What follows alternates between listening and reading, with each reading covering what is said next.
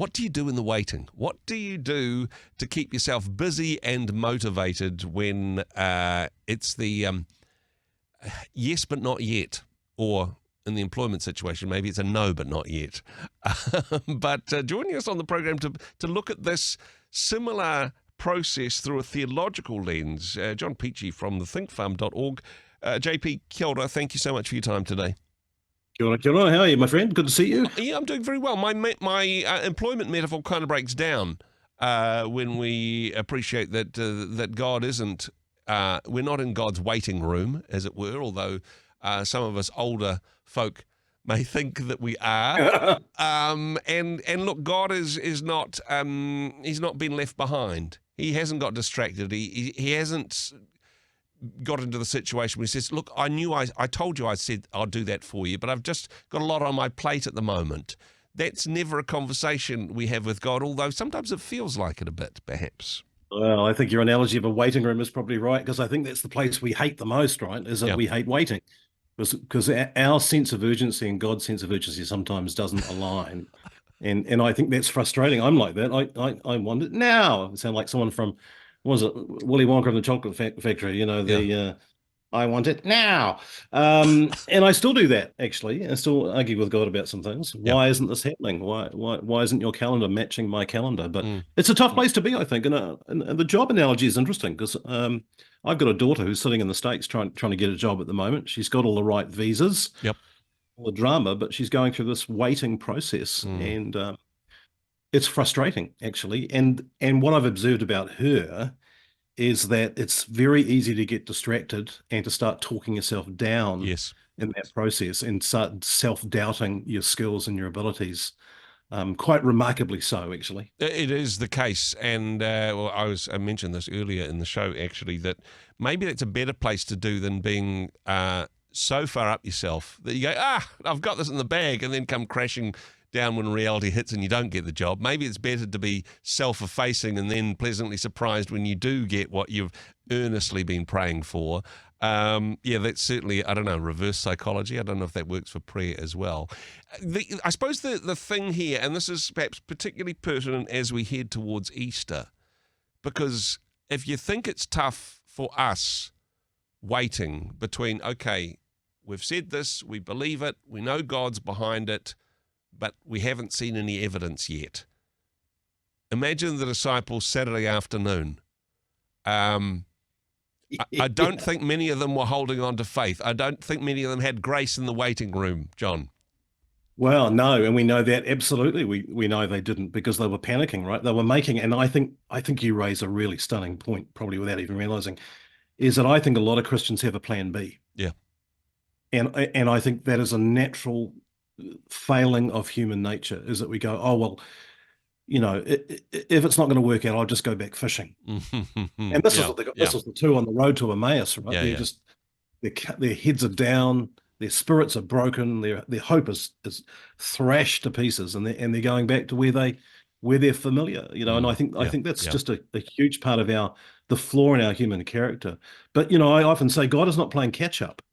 Right? It's not like he's not aware, and I think we need to be aware that God is aware of our circumstances. You know, I mean, Matthew 6:8 says, you know, don't be like them, for the Father knows what you need before you even ask. Yes, that's a stunning statement, right? It's like it is a stunning statement, but it can actually be a bit of a trap, especially for people who quote that verse out of context. It kind of well, God knows what we need before we ask, so. Firstly, why bother asking? Secondly, so God's my ATM? You know, is that whatever I need, I just say it out loud. It's like a magical word that we say. That's not God at all. No, not at all. And I think we can do the Harry Potter thing with God, like somehow it's got a magic wand, and we just have to say the right incantation. Dare I say that? And you know, and God will act on our behalf. And of course, He's not like that. And neither of dads, right? Dads or mums, they're kind of like, well, you know, you need to tidy your room. There's some things you need to do first. And that's not saying, you know, that's a huge theological controversy. Not saying that if we do this, God will do that. That's not how it works at all. But you know, I've got a situation at the moment. This evening at my home, we're having a prayer and worship session, and we're having it because A colleague of mine has a brother-in-law with cancer. Yep. And he was in a pretty bad state. And I said, look, why don't we seek God? Why don't we get together and seek God for healing and just worship him and see what happens? Yep. Well, after making that kind of statement and gathering a few people who are coming over tonight, I get a text of an update on this man's cancer situation, and the tumor is shrinking. Wow.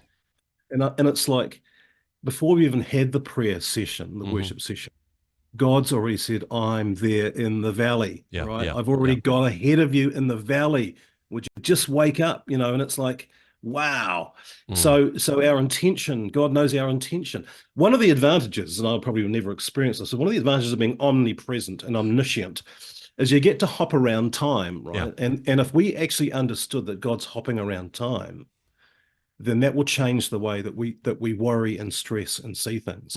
And easier said than done. Yeah. No, it is easier said than done. I presume you're still going ahead with a prayer meeting, except probably more of a worship focus, and still praying for continued healing in that space? Totally. We want to see the guy completely healed. That's what we love to see. I'm hearing, and I can say this hand on heart, I'm hearing testimonies at the moment from this country and around the world of absolutely miraculous healings. God's doing something, which we're desperate to see. But some of the people who are coming tonight have got some other situations in their lives that they need God to break into, work situations, family, relationships. So, he's a good dad. I keep saying he's a good father. He's a good father, as the song goes. We need to, and there's a Deuteronomy, get all Old Testament theology for a moment. Deuteronomy has this wonderful little scripture. I think it's chapter 31, verse 8 says, the Lord himself goes before you. Yes. And will be with you. He will never fail you, nor forsake you. Don't be afraid. Don't be discouraged. And it turns out a couple of words in there. The whole sentiment behind the Lord goes before you is, he's going. The original language is he's going to face it. He's facing this thing before you get there. Yeah. So he's going and looking and facing and getting involved in it. And when he says he'll never fail you, it comes from the word feeble. It's saying God is not feeble. Yeah. Wake up. God is capable. He's not feeble. I love that word feeble. He's not feeble, right? He's the king of anyway. You know what I mean? Yeah, I do know exactly what you mean. One of the things I love about this whole concept of God being outside time, although this is kind of Matrix type stuff you're talking here, is if you're in a situation where you said, hey, I know you've got this thing coming up, maybe it's let's stick with the employment metaphor, maybe you've got a job interview coming up and you say, look, I'll pray for you during your job interview, and then you forget. Well, that doesn't bother God. You can pray after the job interview and God can still answer that prayer, right? Yeah, that's right. Absolutely. Yeah, no, that's true. We've all done that, right? We've all said, oh, yeah, bro, I'll pray for you. And then you wake up, oh, no, I forgot. Yeah, and it's that's not the a beauty magic of it. trick, yeah. No, it's not a magic trick. And the moment it becomes a magic trick is you make God an idol, and then the whole game's lost. So, but he's not, I just keep coming at this point. God's not playing catch up in our lives. Yeah. It's not like he's not aware of it. But there are moments when we actually need to sit in that waiting room and go, and I think it's a great prayer. God, I don't know what you are doing. Yep. That's an honest prayer, right? What are you doing, God? Because it's not evident to me, but what are you doing? And then for those who are asking that question at the moment, just listen for the sound of God saying, it's okay, I've got this. Yeah.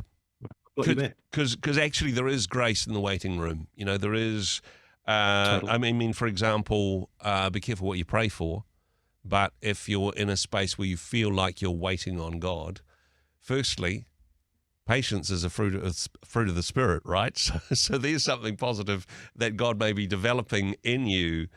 But also, secondly, as you wait, as you draw near to God, as you spend time in relationship talking with God and trusting in Him and drawing near to Him, actually that's even a more miraculous answer to prayer. And that's what we, of course, celebrate this Easter weekend, that we do have a God who we can boldly approach. We do have a God that we can come alongside. We do have a God who we can have a loving Father relationship with.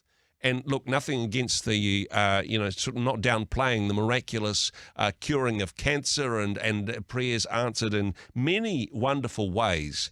But I can't think of a bigger miracle, JP, than the fact that the creator of the universe wants to be our friend and perhaps organizes our circumstances until we're a little bit uncomfortable and go rushing to his arms, because that's what he died for, right? Absolutely. Absolutely. Beautifully put, mate. And can I just say that the statement "Grace in the Waiting Room" should be a book or a movie series with a title like that. That's a stunning title, right? Yeah. Grace in the Waiting Room. I love that. I think it's Exactly. fantastic. I think that's the name of the doctor's receptionist as well. There we go. Hey, JP, have an absolutely fantastic Easter. It is wonderful to chat with you as always. The wisdom and the grace and the thinking that you do, of course, thethinkfarm.org. For more information, especially in the Christian leadership space, kia ora, have a great weekend. Yeah, kia ora to you, my friend. May all your eggs be chocolatey and wonderful.